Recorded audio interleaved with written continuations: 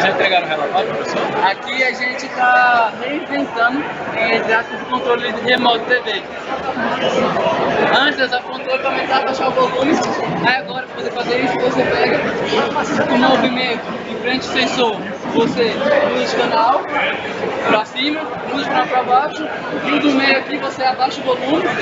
E dependendo da distância, está distanciando, o volume vai aumentando. E para ligar e desligar, nos dois. Aqui são sensores ultrassônicos de distância.